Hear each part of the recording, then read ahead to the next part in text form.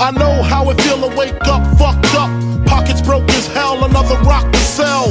People look at you like you's the user, selling drugs to all the losers, mad. Nico, comment ça va?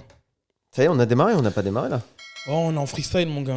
Tu me le refais ou on reste sur ce démarrage? Non, on reste sur ce démarrage, tu connais, hein, spontané. Écoute, mon boulot, ça va très très bien. Je suis très content de. Et je vais mettre peut-être un peu de profil, comme ça je te vois en même temps. Ouais, vas-y, on va, c'est vrai. Je suis très content de me réunir avec toi encore une fois là. Ça faisait un moment, je crois. Ça faisait un petit moment. C'est quoi, il y a un an? Un peu moins quand même. La dernière fois qu'on s'est vu, c'était au combat de Cyril contre John Jones. On avait fait une. Ouais, non, c'était pas il y a si longtemps que ça. Alors, ouais, mais il y a c'est vrai mois, que le temps il passe tellement vite que tu dis que ça fait longtemps. Ouais. Et je m'étais dit qu'à l'occasion de l'UFC Paris, il fallait que tu te ramènes.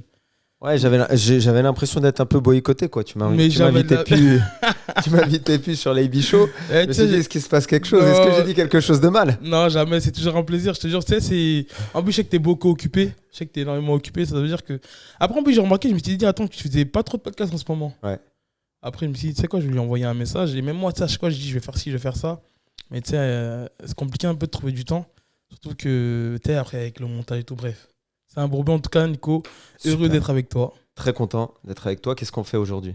On va parler du co-main event et du main event qui aura lieu dans moins d'une semaine pour l'UFC Paris.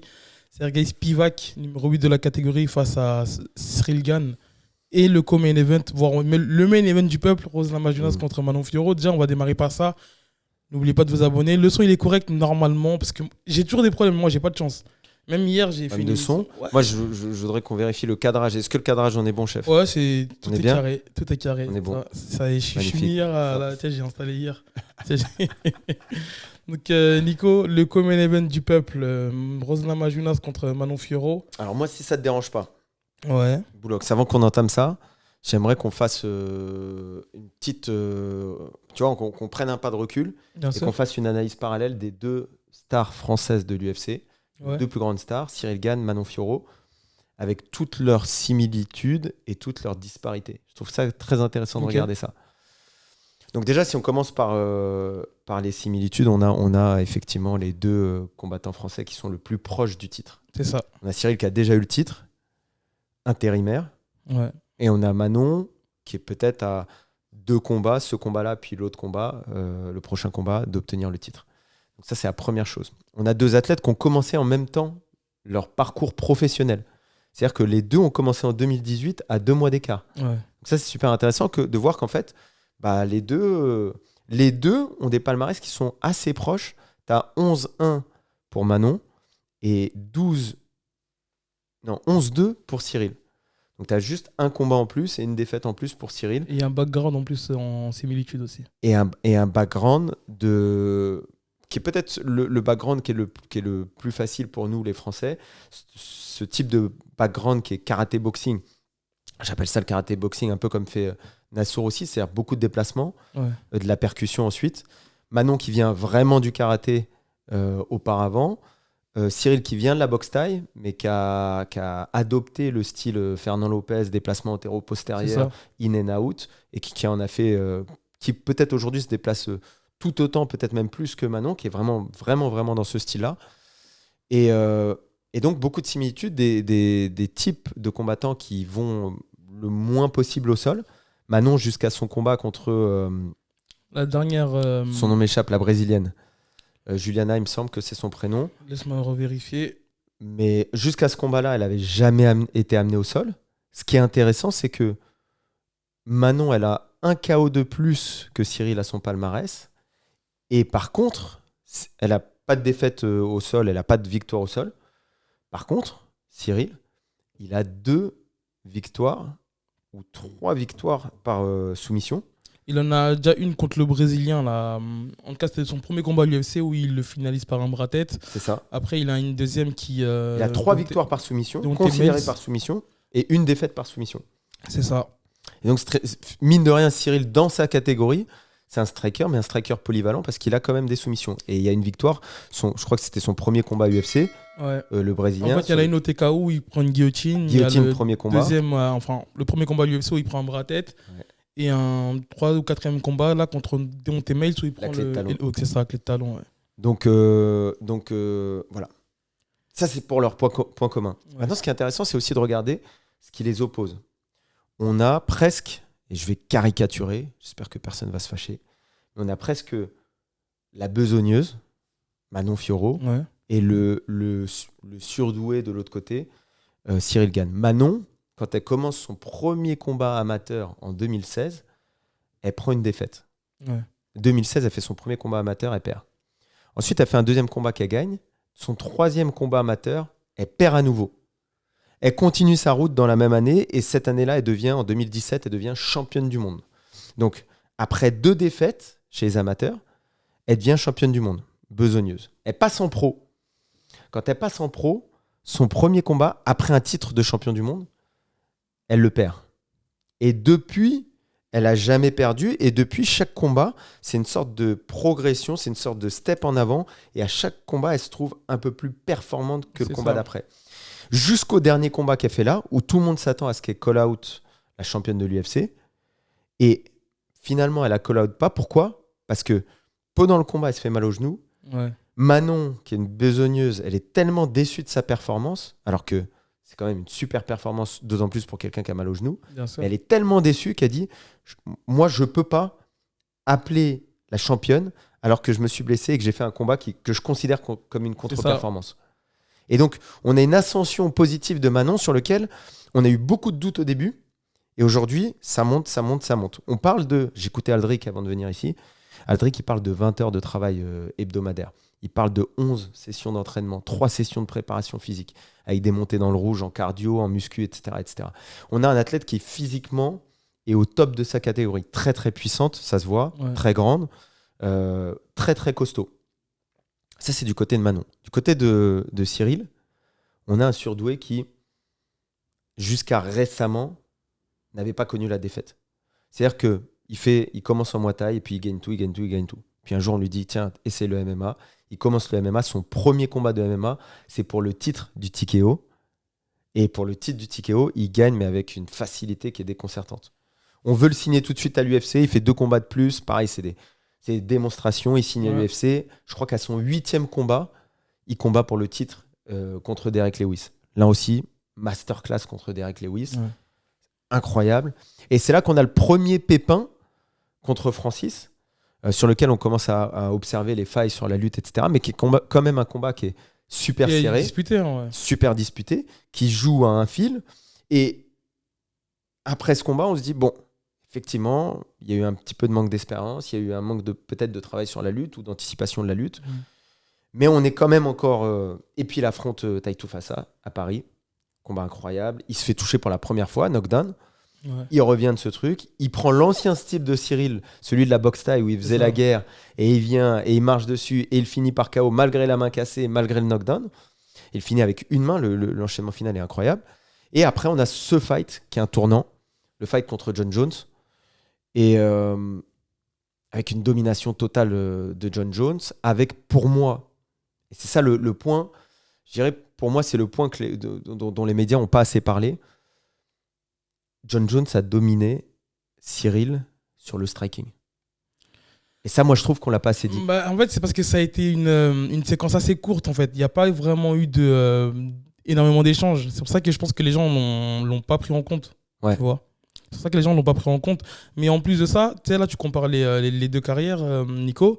Et en fait, c'est vrai que Cyril, il a surclassé tous les adversaires. C'est-à-dire qu'il a même pu se permettre de faire des soumissions.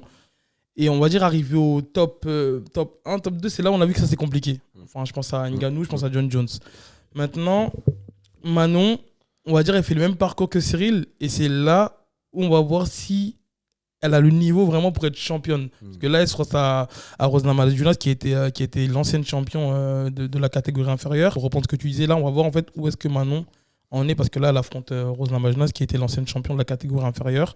Cyril, malheureusement, on a vu que ça c'est compliqué à ce niveau-là. Donc là, Manon, qui affronte Rosna Namajunas, qui fait une montée catégorie, qui était ancienne championne de la catégorie inférieure. On va voir où est-ce que ça en est. Après, avant de rentrer dans les détails techniques, moi, j'ai un petit peu l'impression que... Voilà, déjà, il y a une montée de catégorie, il faut bien la préciser. Donc forcément, Manon, elle a l'avantage physique et tout. Maintenant, quand tu regardes les derniers combats de Rosna Namajunas, j'ai vraiment l'impression qu'elle en veut plus trop. J'ai déjà la montée de catégorie, je pense que ça laisse sous-entendre que tu veux moins cutter forcément. Son dernier combat, elle le perd sur une petite décision. Et en fait, Rose, elle a performé dans sa carrière lorsqu'elle était underdog, c'est-à-dire pas favorite, tu vois. Et là, sur le coup, on peut dire ce qu'on veut, mais elle est favorite. En tout cas, face à Manon, elle est favorite. Pourquoi ? Parce qu'elle a été plusieurs fois championne. Manon, là, on va dire, c'est le plus gros test, en tout cas, de la carrière de Manon. Alors que voilà, Rose, elle arrive en tant que favorite. Et c'est pas à ce moment-là, en tout cas, qu'elle sait performer le mieux. Pour rappeler, lorsqu'elle prend la ceinture face à Johanna, masterclass. Après, voilà, elle la défend derrière. Après, elle perd contre Jessica Andrade, alors qu'à ce moment-là, elle était championne. Et même elle a dit que quand elle a perdu, tu sais, il y a eu une sorte de soulagement. Après, c'est normal, parce que quand tu es champion, tu sais, je me dis, tu dois te réveiller tous les jours, tu dois avoir quelqu'un qui te call out, alors que quand tu n'es pas champion, tu sais, on te laisse faire ton chemin tranquillement. Après, derrière, elle regagne contre Jessica Andrade, mais à ce moment-là, il n'y a pas de titre en jeu. Derrière, si je me rappelle, c'est contre Carla Esparza qu'elle perd, alors qu'à ce moment-là, elle est favorite. Alors que dans le passé, elle l'avait. T'as peut-être sauté toute l'histoire avec Johanna, toute l'histoire avec Zhang. Exactement, il y a eu Johanna, deux combats. Il y a eu le deuxième combat de Johanna, elle gagne son speed decision. Il y a eu Weili Zhang où elle perd. Après, derrière, elle prend sa revanche sur le high kick. Si je dis pas de conneries. Je crois qu'elle la bat 2 fois. Elle la bat 2 fois. Une fois par décision et une fois par KO. Premier round sur le high kick, la jambe avant. C'est ça. D'une beauté incroyable. Mais oui, effectivement, il y a un parcours. Déjà, il y a une grande carrière à l'UFC. Il y a un parcours avec. Elle gagne 2 fois contre Zhang. Ce qui est d'autant plus étonnant, hein, parce qu'elle gagne contre Zhang. Aujourd'hui, Zhang détient la ceinture. Ouais. Elle perd contre Carla, mais dans un presque non-match. Il ne se passe rien dans ce match. C'est un match ennuyant à mourir. Et puis, aujourd'hui, on voit que Zhang elle a la ceinture. Elle pourrait rester dans la KT pour aller combattre Zhang. Et elle décide de monter de catégorie. Et comme tu dis, dans ses interviews, moi j'ai regardé quelques-unes de ses interviews, elle dit « Ça fait longtemps que je pense à arrêter, mais en fait, je suis encore là, etc. etc. » Donc, effectivement, on sent quelqu'un peut-être qui vient récolter les derniers paychecks, hein, sans dire qu'elle ne s'entraîne pas, sans dire qu'elle ne va pas être dangereuse, sans dire juste quelqu'un qui a peut-être plus la détermination du début de carrière, mais quelqu'un qui a, en tout cas, beaucoup d'expérience. Elle a dit ça fait longtemps que je rêve d'affronter les combattants d'au-dessus, de la catégorie d'au-dessus, de montrer que moi, je peux rentrer dans la distance comme le faisait Pat Barry, son mari et son entraîneur, face aux anciens combattants qu'il affrontait. Je pense que c'est un match-up qui est extrêmement difficile pour Rose, pour parler très concrètement et rentrer dans le vif du sujet. Si on regarde Rose et son palmarès, elle a 2 KO à son palmarès. Et effectivement, elle surprend Johanna avec son crochet du gauche, son crochet du droit, et puis elle arrive à la terminer. Elle surprend Zhang sur son high kick du gauche. Mais les 2 KO, c'est des KO dans le premier round. Je pense que Manon a l'avantage de physique, de gestion de la distance. Elle a un sidekick qui peut toucher la cuisse, qui peut toucher la hanche, qui peut toucher le ventre. Donc elle varie constamment les zones. Ouais. Elle est extrêmement puissante, elle est grande, elle est agressive, elle a un cardio, elle a un physique. Encore une fois, 3 sessions de prépa physique par semaine, bien menées. Elle a un physique qui est incroyable. Et je pense que le game plan du côté d'Aldric va être de passer le premier round, peut-être même les 2 premiers rounds, à saquer Rose avec beaucoup de mise à distance, très peu de points. Et ensuite, peut-être, dans le 3, 4, 5, plus s'attaquer avec les points, peut-être changer de niveau. Manon, elle le fait super bien avec ce style de karatéka. Elle attaque super fort avec son crochet du gauche et son direct du bras arrière. Elle fait sa combinaison 1, 2, 3. Elle a pas... C'est pas que Manon, elle exploite 20 000 techniques différentes. Ouais. Elle a un répertoire technique qu'elle maîtrise à la perfection et qu'elle utilise constamment. Moi, le danger que je vois sur ce répertoire technique, c'est la possibilité pour, un petit peu comme l'a fait... justement l'adversaire brésilienne ou quelques autres adversaires de Manon, le danger de timer l'entrée. En fait, Manon, elle tourne. C'est intéressant son style, si on peut revenir 2 secondes dessus. Elle est gauchère et elle tourne du côté ouvert, du côté où on déconseille un petit peu de tourner, mais ça lui permet de créer beaucoup d'espace dans la cage. Elle tourne sur le bras arrière et ensuite, au moment où elle décide d'attaquer, elle retourne cette fois-ci du côté fermé. Donc elle crée beaucoup d'espace, puis elle revient, puis elle crée beaucoup d'espace, puis elle revient. Souvent avec le crochet ou avec le sidekick. Et les rares adversaires qui ont réussi à toucher Manon, c'est souvent sur du brawl, c'est-à-dire des actions qui ne sont pas académiques, qui sont dans des mi-distances, ça lutte et il y a un high kick, ou alors au moment où Manon elle rentre, parce elle rentre avec un certain rythme, elle sort, elle rentre, et ben au moment où elle rentre, boum, elles arrivaient à la timer. Donc ça, pour moi, c'est la seule source de danger forte. Et je pense qu'Aldric, il va tout simplement éradiquer cette source de danger en disant, tu sais quoi, sur le premier round, je veux quasiment que du sidekick. Quasiment que du sidekick. Et finalement, si tu fais ça sur tout le premier round, tu casses physiquement Rose parce que tu es en train de t'attaquer à son corps, ses jambes, etc. Tu arrives dans un deuxième round où Rose, elle est déjà moins puissante que Manon. En plus, elle est diminuée d'un premier round et tu as vraiment minimisé les risques d'un contre ou d'un KO, etc. Ah, mais c'est ça, c'est une belle analyse, Nico. En plus, c'est marrant parce que d'habitude, quand on dit saper, en général, c'est surtout sur des low kicks. Et là, en fait, Manon, comme tu as dit, elle a pas un panel technique super large. Mais en tout cas, le PKL, elle le maîtrise super bien. Donc, ton sidekick, je pense que ça va vraiment être une arme qui va faire la différence. En plus, Rose, on sait qu'elle a une forte boxe anglaise, donc forcément, elle est bien en appui sur sa jambe avant. Donc, je pense que, en tout cas, la clé du combat, je pense que ça va être de la saper. Et après, à la rigueur, si Rose arrive à casser la distance, je me dis que maintenant, elle n'a pas eu le temps de timer avec son sidekick, je me dis pourquoi pas avoir des changements de niveau à ce niveau-là, parce qu'on l'a vu, par exemple, sur son dernier combat contre Kathleen Choukagian, malgré qu'elle avait été diminuée pour aller scorer, quand on a vu que c'était un petit peu équilibré le combat, finalement, elle a su... elle le fait très très bien. Elle le fait tu vois. Scorer sur des double legs en timing, un petit peu à la genre Saint-Pierre. C'est ça. Mais... Alors, elle le fait là-dessus. Je l'ai vu sur une projection de judo. Harry Gaucher aussi l'a placé super bien. Mais honnêtement, la vitesse de déplacement de Rose, le fait qu'elle essaie de casser à distance avec son jab, le jab va être tellement plus court que la jambe avant de... Pour moi, ça va être très difficile. Elle a un bon déplacement. Le seul jeu auquel elle pourrait jouer, Rose, c'est essayer, un petit peu comme elle l'a fait avec Carla, c'est essayer de prendre de la distance elle aussi, et de se mettre hors de portée et faire une sorte de non-combat, et ensuite de créer un combat soudain, tu vois, une sorte très non-combat, et d'un seul coup rentrer vraiment, vraiment dans la distance sur du timing. C'est possible parce qu'elle a l'expérience et la concentration pour faire ce genre de travail.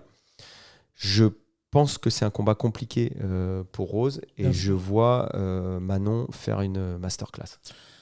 C'est ça. Je pense que là-dessus, on est quasiment tous d'accord. Mais moi, je vois même un beau finish sur un petit high kick. De la jambe gauche ? De la jambe avant. Ah, de la jambe avant. Ouais, moi, je le vois vraiment de la jambe avant. Moi, je vois vraiment une jambe avant, en tout cas par high kick de la part de Manon.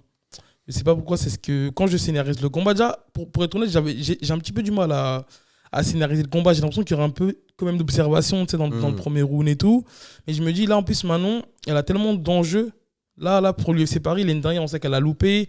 Elle revient d'une blessure. Là, c'est vraiment, en fait, le moment pour elle de briller, de montrer qu'elle a la place parmi les meilleurs. Parce que, voilà, même quand on regarde hormis le combat, tu sais, elle n'a pas la visibilité qu'il faut. Elle n'a pas la reconnaissance qu'il faut. Donc là, je pense que vraiment, il va falloir que Manon mette une marche avant et qu'elle montre que, voilà, je serai la prochaine championne. En plus, elle le dit dans une interview, quand elle dit que Cyril, il a eu 2 fois sa chance au titre. Elle est elle a un combat. Elle a un combat du titre. Ouais. Elle a un combat du titre. En réalité, si elle gagne là, ce combat-là, ce samedi prochain, bah forcément, je pense qu'elle prendra. Après, je pense qu'on a naturellement glissé sur les pronos. Donc, tu dis une masterclass de Manon ? Ouais, masterclass de Manon. Ouais, c'est là où je voulais en venir.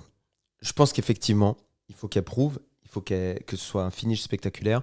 Je pense que pour autant, ça vaut le coup d'être conservateur, ça vaut le coup d'attendre le 3, le 4. Et je pense que dans le 3-4, avec la condition physique, la forme physique... Attends, Nico, parce que là, c'est un common event. Donc, ça reste en 5 rounds ou 3 rounds ? Ah, je sais pas, dans ma tête, c'était un 5 rounds. J'aurais voulu voir un... Dans ma tête, c'était un 5 rounds. C'est un 3 rounds, tu penses ? C'est un 3 rounds. En fait, l'UFC, ils ont mis cette règle-là. Je crois que c'était uniquement... Enfin, ils ont fait une exception pour Nat Diaz contre Leon Edwards. Et après, il me semble, entre-temps, ils ont quelques fois fait des common events, pas pour le titre, mais en 5 rounds. Mais en tout cas, là, sur ce combat-là, c'est un 3 rounds. C'est un 3 rounds. Alors, si c'est un 3 rounds, je pense que Manon, elle va accélérer moitié du deuxième. Elle va être là, elle va mettre la pression. Mais le moment où vraiment elle va chercher le finish, pour moi, ça va être dans le deuxième, mi du deuxième, fin du deuxième, début du troisième. Et elle peut avoir le finish dans ces rounds-là. Je ferai quand même un premier round relativement conservateur. Ça ne veut pas dire qu'on n'est pas agressif, mais essentiellement basé sur ses kicks, avec quelques coups de poing, mais essentiellement basé sur les kicks, en essayant, et ça c'est toujours compliqué, de ne pas être trop rythmé dans les in and out. Et ça c'est compliqué. En plus, on sait que là, elle revient d'une blessure. Donc forcément, il va falloir qu'elle retrouve ses aises. Ça fait plus d'1 an maintenant qu'elle n'a pas combattu. Après, ça va. Rose aussi, elle a été quand même absente. Là. Ça fait son dernier combat remonte à l'an dernier, en 2022. Absente, elle sort de 2 défaites. C'est quand même toujours. On sait que quand tu sors d'une défaite, tu as 2 fois plus de chances de perdre le prochain combat. Pour moi, non, il y a énormément d'éléments qui jouent en la faveur de Manon. Et j'écoutais encore une fois Aldric qui disait Manon s'est transformée pendant cette blessure. On sait que chez certains, la blessure transforme la volonté, la vision, etc. Et a priori, c'est l'effet bénéfique qu'a eu la blessure sur Manon. C'est ça. Et en plus, même quand tu vois les deux états d'esprit, c'est différent. Tu vois, tout à l'heure, tu parlais de besogneuse. Là, quand tu comparais les carrières, tu vois que Rose, elle est dans un... Tu sais, il y a un combat où, par exemple, elle serait best, I'm the best, I'm the best. Bon, après, tu sais, c'est mon avis, mais tu sais, t'en as qui diront, bah oui, c'est de la préparation mentale et tout. Mais tu vois qu'il y a des jours où tu as l'impression que si les étoiles ne sont pas alignées, bah, elles rentrent pas dans le combat, tu vois.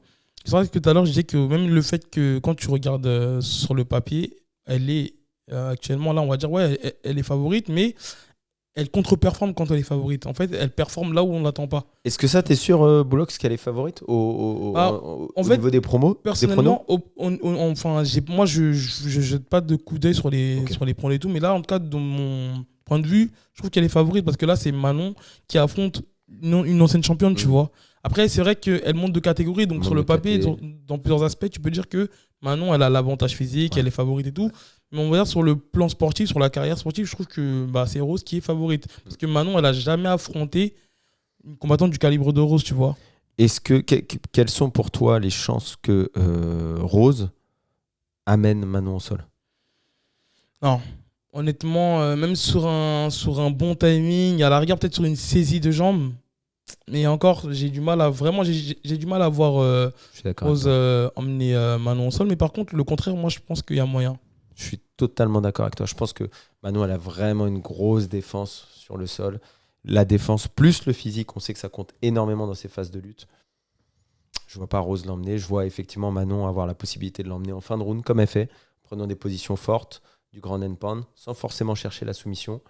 Mais ça, c'est quelque chose que je vois bien arriver. Ouais. Et en plus, surtout, on sait que le public de l'UFC à Paris, c'est quelque chose. Donc là, franchement, Rose, elle est vraiment sur un terrain hostile. Elle est vraiment sur un terrain hostile. En tout cas, voilà, Manon, elle a je dirais pas toutes ses chances, mais en tout cas de performer, et on l'espère. Parce que peut-être ça va être la première Française championne de l'UFC. On l'espère. En tout cas, là, elle est vraiment en pole position. Exactement. C'est ça.